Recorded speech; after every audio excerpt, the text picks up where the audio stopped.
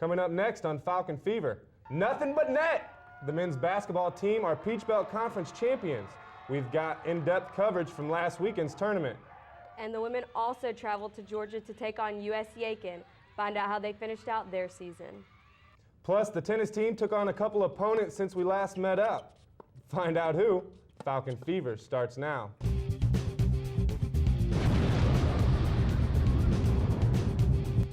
Welcome in, Falcon fans, to another edition of Falcon Fever. A day late. I'm RJ Sievertsgaard. And I'm Casey Beasley. The Falcons are Peach Belt champions, and RJ was there to see it. That's right, Casey, and what an awesome experience it was to go and film the basketball team in Columbus, Georgia for the conference championships. While the ladies fell in first-round action, the guys brought home the PBC hardware. First opponent up, UMC Pembroke, and boy did the Braves give the guys a run for their money. Pembroke had a 15-point lead early in the first half, but the Falcons fought back, cutting the Braves' lead down to just 4 points going into the half. Coming back from the break, the Falcons went on a 25-10 run in the first 10 minutes, giving them the lead and enough to get the first-round victory. UM was led by all-conference senior DJ Rivera with 18 points and Drico Hightower right behind with 17. Freshman Ryan May was the X-factor for the Falcons in the second half, going 4 for 5 from behind the arc and dropping 14 points. That win put the men in the semifinals against Augusta State, and the Falcons weren't going down without a fight. The men had an early run against the Jaguars to put them up 12-0. Antoine Davis led the team with a game-high 19 points and 11 rebounds. Junior Drico Hightower and senior DJ Rivera both had 11 points. This was also a big game for Coach Young because with this 63-59 win, he got his 200th victory at UM. Then on the 4th, it was on to the championship game for the Falcons, and UM was in control from the start in that game, jumping on top of Columbus State right from the beginning, 36-23 going into the break. In the second half, DJ Rivera would finally come alive for the Falcons in the tournament, scoring 19 of his 22 points and grabbing 6 rebounds.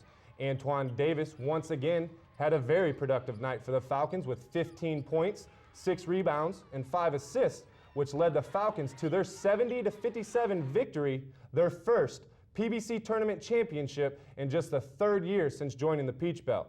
These two teams just played a couple weeks ago, and Coach Young feels that was part of their success. I think we were very, we played Augusta probably a month ago, or maybe more than that, and Pembroke at the start of January. And we just played Columbus about a week and a half or 2 weeks ago, I think. So they're still fresh in the mind, still,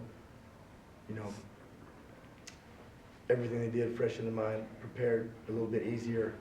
Well, folks, what a tournament it was for the Falcons. The team went 3-0 en route to the tournament championship, averaging 69 points a game in Columbus. They shot 47% from the floor, including a solid 36% from beyond the arc. UM held opponents to just 42% from the floor, and Coach Young got great production from the bench as they averaged almost 12 points a game. Senior Antoine Davis was named tournament MVP, averaging 15 points a game, and DJ Rivera averaged 17 points a contest as well. It is important to note here that Montevallo trailed by double digits in the first half of the quarter and semifinals, but trailed only once in the championship game. This weekend, the guys will hit the court again in the NCAA Southeast Regional Tournament, and the Falcons definitely have home court advantage this time when all 7 games of the tournament will be held in Bank Trust Arena. We've got a preview of this weekend's game scheduling coming up a little later in our show.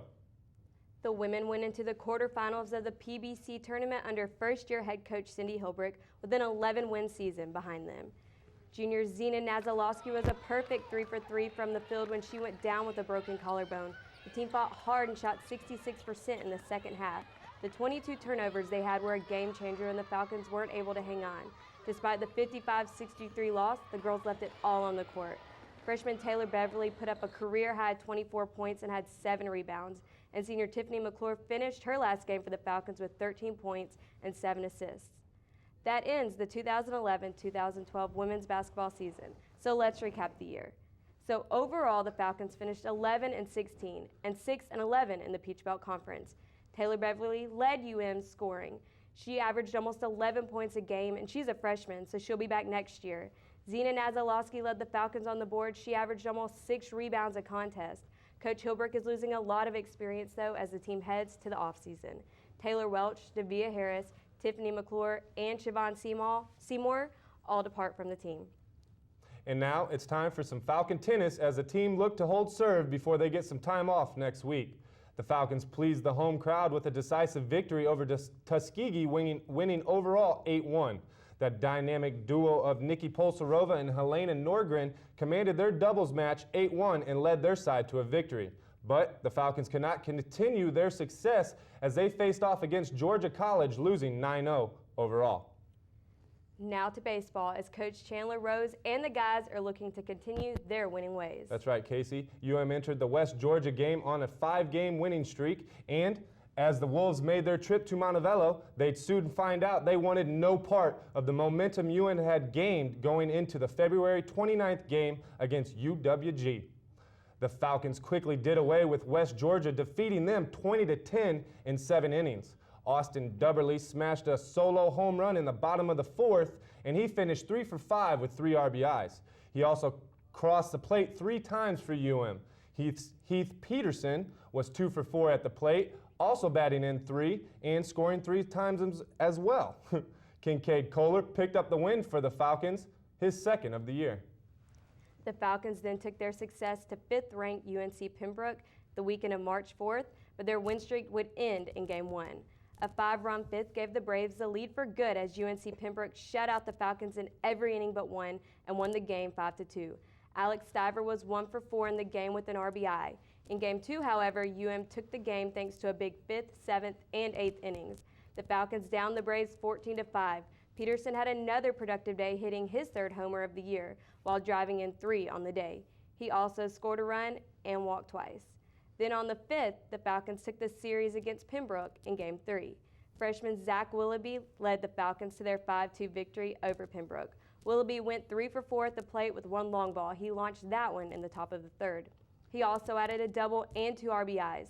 Junior Cameron Heiser pitched 8 innings for the Falcons. He gave up 8 hits but only allowed 2 earned runs. He struck out 4 and walked 2. With the win, this brings him to a 2-2 record on the season. Wes Rich was called on in the 9th to close things out, and he struck out 2 to save his 2nd win of the year. The baseball team then started a short 2-game series with Southern Indiana on the 6th. UM used a strong 1st inning to propel them past the Screaming Eagles 12-5. Stay tuned next week as we recap the entire series with highlights. The women's golf team took a blow on the 6th as they did not come close to where they wanted to finish in the Peggy Kirk Bell Invitational. The Falcons finished in last place in Winter Springs, Florida. Tracy Marshall led the team but came in 50th place. Ashley Beck had an off day. She shot a 90 in the 1st and last rounds. Senior Emma Breen tied Beck at 58th. All right, well, it's time to look ahead at the upcoming games for Montevallo Spring Sports. That's right, and we'll start with the buzz surrounding campus, and that's, of course, with the men's basketball program hosting the Southeast region of the NCAA National Tournament. 8 teams meet at Bank Trust Arena here on the campus, and UM holds the #1 seed in the region, which features 2 other Peach Belt Conference teams, USC Aiken and Columbus State. Saturday the 10th, UM faces 8th seed Barton College in the opening round and will face the Lincoln Memorial and King College winner on the 11th. The regionals, with Montevallo in it or not, continues on March 13th when the Southeast region winner heads to the Elite 8. The baseball team will finish up their series with Southern Indiana March 7th, and then the guys get back into action in a 3-game road series against Flagler University. A doubleheader is scheduled for the 10th, and Game 3 is set for March 11th. The men's golf team hits the links March 13th for the North Georgia Invitational. UM will tee off at Acosta Country Club in Dahlonega, Georgia. As always, if you want more Falcon Fever, you can interact with us online. You can watch current or past Falcon Fever episodes on YouTube. Just search Montevallo for you. Become our friend on Facebook, where you can leave a comment, talk about recent games, or give a shout out to your favorite player. Don't forget about your favorite anchor either. Me. No, I doubt that. It's definitely me. But then last but not least, you can also follow us on Twitter. Just search for UM Falcon Fever. And for extended sports coverage, team rosters, and all Falcon sports news, go to MontevalloFalcons.com. Well, Casey, that's all we got for you here today on Falcon Fever. Yep, it's been busy around here this time of year. So be sure to keep updated on all of your Falcon sports. That's RJ Sieverts-Scard. I'm Casey Beasley. We're out of here.